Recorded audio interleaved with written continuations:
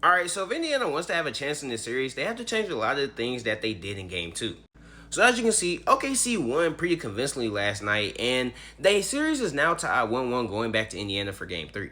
And a big reason for OKC winning so convincingly last night was none other than Shai Alexander. He followed up his 38-point performance in game one with 34 points last night. And these are the two best performances that we have ever seen from a guard throughout the first two games in the finals. And that's very high praise, especially when you consider players like MJ and Kobe and Allen Iverson have all had the privilege of playing in the finals. But Shai has been on another level these first two games. And his performance last night was way better than his performance in game one, in my opinion, just due to his skills as a playmaker being put on full display. The Pacers weren't really allowing Shai to get to the paint. However, Shai was still finding ways to get near it and get to his spots. But instead of taking these shots, he was dishing out to his shooters. That's why Chet had such a good game last night, Aaron Wiggins had such a great game last night, and Caruso. Shai being able to find his guys to get them open shots opened the game up a lot. And that's why towards the third quarter and the fourth quarter, when Indiana started to stick to these players a little bit more, Shai was able to get his and get a good amount of his 34 points. Now, another reason why OKC was able to win so convincingly was because of the lackluster performance put on by Tyrese Halliburton last night.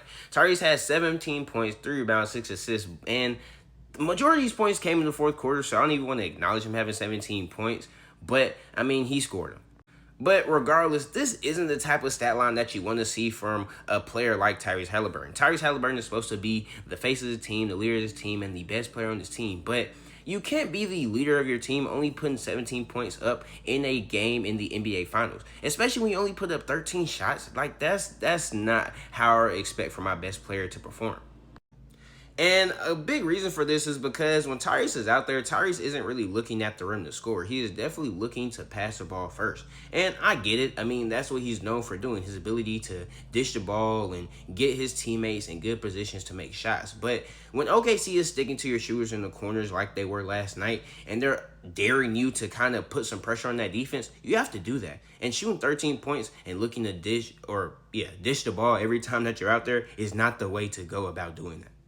Now, Tyrese didn't have a good game, Pascal didn't, and the Pacers as a whole didn't play bad, though. Of course, they weren't shooting the ridiculous amount that we are used to seeing, but they didn't have nearly as many turnovers last night they did in game one.